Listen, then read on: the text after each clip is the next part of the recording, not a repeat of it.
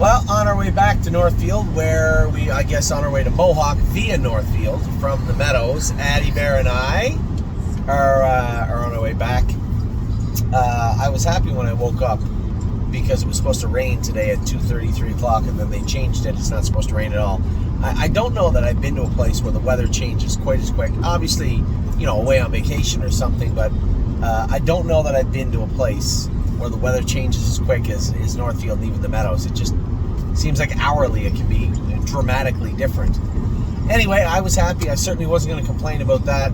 Made my way over here. I wanted to get here to go last trip with Nothing But a Dreamer. I went last trip with him. We made a few little changes on him. And he raced really well. Addie, can you turn that down, sweetheart? He raced really well. And, somebody say, oh, he was so much better. He looked so much better. Not really. I told you guys, and I'll continue to tell you, it's a great place to export from Ontario and a very difficult place to import to. What I mean by that is it's tough racing. It's very, very tough. And Nothing But a Dreamer, I'm sure the shake-up helped him out a lot. But he didn't really feel that much different than the night I drove him in 53 when they went in 53 at Mohawk. They just went faster. They jumped on him. They couldn't get to him today. It's just that really is the only difference between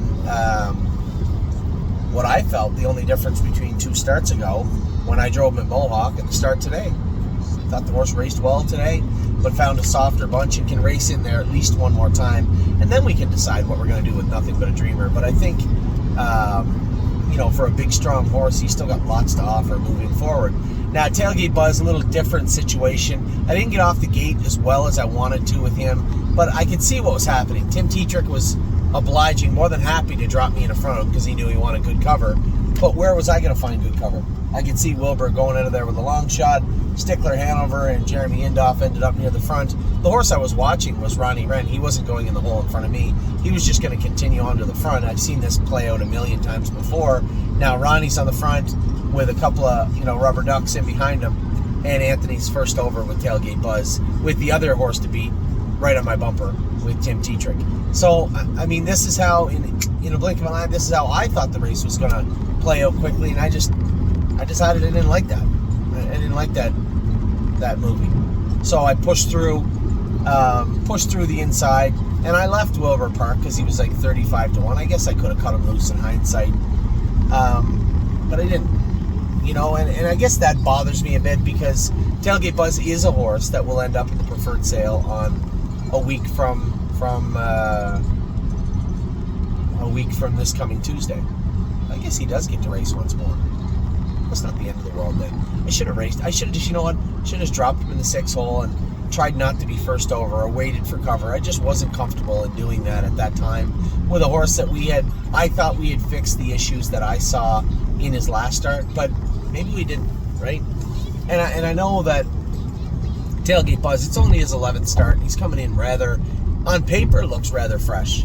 But, a fourth, 3 or 4 fifths in a row is not what we're looking for. So we will get to race him again next week before he does win the sale, and I will have to dump him somewhere in the 2 or 3 hole and leave him buried.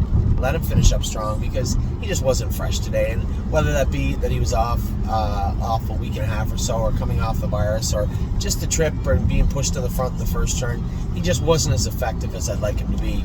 And I got to take some of the responsibility, but in all fairness to me, that's all in hindsight, right? If I push forward to the front, park the long shot, the guy behind me, is behind me, but is he a threat? If Tailgate Buzz is razor sharp today, I think he's probably a winner, but I should have known that going in. So again, a little bit of back and forth, a little bit of schizophrenia here for you guys. I can tell you why I put him on the front, and I can also tell you why I shouldn't have. So ultimately, it was a race. He didn't race horrible. He was 4th. He didn't let go. He just was beat fair and square. And we'll look to flip the script on them next time and maybe get him to the winner's circle in his next start, in what could very well be his last start for the stable. I entered some horses in the sale for Tuesday, and I'll bring you up to date because the official entry date of the sale isn't until next Wednesday. But I can already see the writing on the wall. And Austral Hanover is going to be entered. Activation is going to be entered. I think I made a very strong case for that to happen to all my partners in activation. And all these horses, they will have reserves. If you're out there saying, oh, Anthony's entering a bunch of horses, maybe we'll pick one of them up. They will all have reserves. It's hard enough to find horses. I'm not giving them away.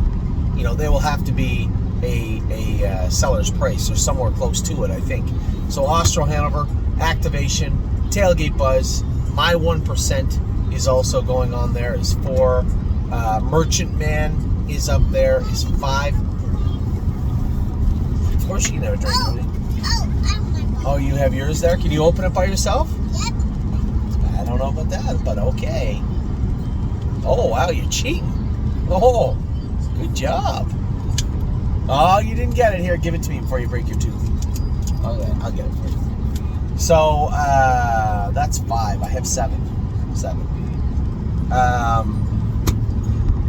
Darn it. I thought I could just run right through them, and I didn't. So there's 6 or 7 horses that are going to be in the sale. I'll give you guys an update later in the week, because, I mean, it is, if something changes between now and next Wednesday, then, or even Thursday, then I will change my mind and pull the horse from the sale. But as of right now, I think any of the horses that look like they, it might be time to sell them, then it likely will be time to sell them. Okay, honey. So with that, I'm going to let you guys go. We obviously have the horses racing in Ohio tonight. Good luck to everybody with I'm Fancy Like. And Stay Close is also racing tonight in our little event. What a Mission is one of the other horses. What a Mission. But What a Mission is also in the sale on a week from Tuesday.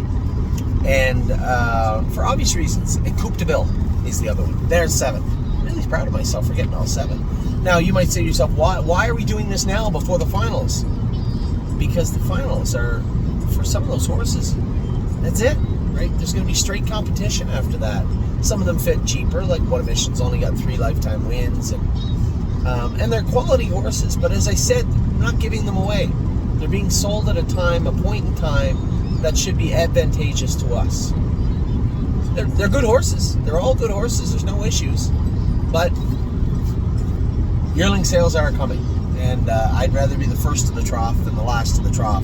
When it comes to that tightrope that you have to walk this time of year, the right time to put them on an online platform or in a sale, as opposed to, maybe being too early or too late is even worse. If you're too late to the trough, then everybody has all these 3-year-olds and 4-year-olds up for sale, and who knows who they're going to be. But at that point, all the prices start drifting down towards a buyer's market, right? So we want to be, first to the gate. We want to make sure that we get all we can get for the horses. And if we don't get enough, we simply keep them. And if we do get enough, great. I would imagine a lot of that capital, a lot of that revenue will go towards what is obviously on the way, which is the yearling sales. So, and I've had a number of people ask me about some of the 2-year-olds. Are they going to stay around?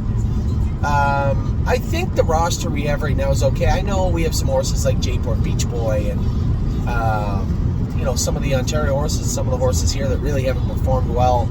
But I'm more apt to roll the dice on a well-bred horse like Jayport Beach Boy and say, okay, he hasn't been what we wanted. He took a mark. He had some decent miles. He hasn't been what we wanted yet this year. Is it not worth seeing if he could be? I think the answer is yes. And every year, there's going to be a couple of horses where I'm wrong. I'm just wrong.